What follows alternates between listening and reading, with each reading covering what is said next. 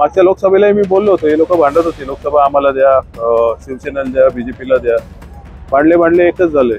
हे आता जरी भांडत असले तरी एकाच थाळीची चटकेबट्टी. यांनी केलेले भ्रष्टाचार, यांनी केलेले आमच्या शहराची जी अवस्था आहे त्याच्याकडनं कुठेतरी लक्ष दुसरीकडे डिवाइड होण्यासाठी हे भांडत राहणार इलेक्शन मध्ये. नवीन काही वाटत नाही याच्यात.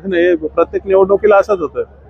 मागच्या लोकसभेलाही मी बोललो होतो, हे लोक भांडत होते, लोकसभा आम्हाला द्या, शिवसेनेला द्या, बीजेपीला द्या. भांडले एकच झालंय. हे आता जरी भांडत असले तरी एकाच थाळीची चटकेबट्टी. यांनी केलेले भ्रष्टाचार, यांनी केलेले आमच्या शहराची जी अवस्था आहे त्याच्याकडनं कुठेतरी लक्ष दुसरीकडे डिवाइड होण्यासाठी हे भांडत राहणार इलेक्शन मध्ये. आणि त्याची आता पेरणी चालू आहे त्यांची. हे सगळं होणारच आहे, असंच होत राहील. मला असं वाटतं आता लोकांनी कुठेतरी एक विचार करायला पाहिजे की त्यांना हे असं पैशाचं, कुठल्या पदाचं आमिष दाखवून केलेलं स्वार्थी राजकारण पाहिजे का चांगलं स्वार्थी पाहिजे का चांगलं प्रशासन चालवणार आहे, चांगला राज्यकर्ता म्हणून एक सारथी पाहिजे, हा लोकांनी विचार करायला पाहिजे. मला वाटतं या गोष्टी काय माझ्यासारख्या तरी सध्या नवीन नाही, कारण ज्या प्रकारे इतकी वर्ष जे इलेक्शनच्या पार्श्वभूमीवर जे राजकारण चालू आहे असं चालू राहील.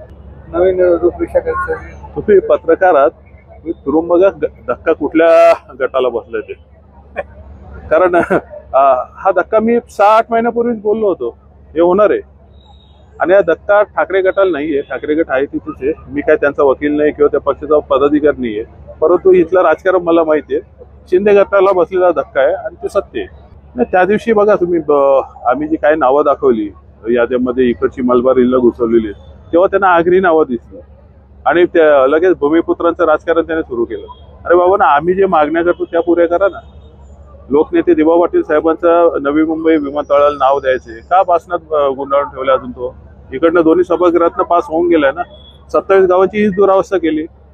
तुम्ही 27 गावं बाहेर काढणार असं सांगून तुमचे सगळे उमेदवार उभे केले. ते आम्ही सगळ्यांनी त्यांच्या पाठीशी उभे राहून ते बीजेपीचे निवडून दिले होते. काय केले यांनी? त्यामुळे आता लोकांची वेळ आलेली आहे. मला वाटतं लोक विचारणार आणि त्यांच्यासोबत आम्ही सतत किती विरोधात राहू. आमची लोकांना इच्छा आहे, सांगतोय की आमची इच्छा आहे आम्हाला सत्तेत द्या. विरोधात राहून ही कामं नाही होणार. विरोध करायचं तेव्हा आम्ही करतच राहू. परंतु एक गोष्ट खरी आहे तुमची की विरोधक असा राहिलेला नाहीये. सगळे मिंदे झालेले आहेत, आमिष दाखवतायत, सगळे नवीन पद काय देणार असं दाखवतात. कोणा पाठीचा कणा राहिलेला नाहीये. सगळे इथले राजकारणी आहेत ना, दुर्दैवाने बोला असं वाटतं की सरपटणारे प्राणी आहेत, यांना पाठीचा कणा नाहीये. नाही ना, माझी तर विनंती आहे लोकांना की तुम्ही बघत असाल कमेंट्स काय येत आहेत सध्या. ज्या प्रकारचं राजकारण चालू आहे, लोक पिसलेली आहेत. व कधीतरी इथे स्टेशनवर जातो कसा, तिकडनं कामावर कसं जातो, तिकडनं मरत येतो कसा, या चिंतेत येते. त्यांना बाकी विचार करायला वेळच नाहीये.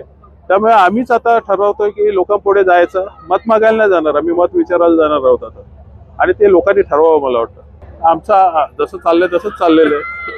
आमचा मतदारांवर विश्वास आहे, आमच्या पक्षावर विश्वास आहे. जो पक्ष सांगतो की आम्ही जगातला सर्वात मोठा पक्ष, मग का चोरताय तुम्ही दुसऱ्यांचे, का पळवतायत? त्यामुळे आम्ही तत्वानेच चालणारी माणसं आहोत. आम्हाला डोंबिवलीकरांनी भरभरून, कल्याण डोंबिवलीकरांनी भरभरून मतदान केलेले, चांगले नगरसेवक निवडून दिलेले होते, यापुढेही देतील. मला वाटतं सुशिक्षित लोक आता सुज्ञ होतील अशी एक अपेक्षा आहे. कारण जो भाजप किंवा जो मला वाटतं RSSलाही पटत नसेल, भाजपवाल्यांची नावं काढून बघा तुम्ही कुठली येत आहेत. त्यामुळे आता तरी लोकांनी विचार करावा अशी आमची अपेक्षा आहे. याला काही नाही. हो, भस्मासूर नाही, यांना भस्म्या रोग झालाय. ही शहरं जी ओरबडून खातायत ते. पलाव पूल पाहिला तुम्ही. आता म्हणे कल्याण शिलपाटा रोड ते एलिव्हेटेड करणार. कशाला करणार एलिव्हेटेड? पैसे काढायला. ती मेट्रो तरंगतीच राहणार आहे. पैसे काढून झाले त्याची टक्केवारी. यांना फक्त ओरबडून कामं काढायची आहेत, विकास काय करायचं नाही. जी काय कामं आणली असतील त्याची क्वालिटी बघा. आम्ही सतत बोंबा मारत असतो. त्यामुळे हे सगळं भ्रष्टाचार करण्यासाठी कामं दाखवतायत. इन्फ्रास्ट्रक्चर मॅन वगैरे काही नाही.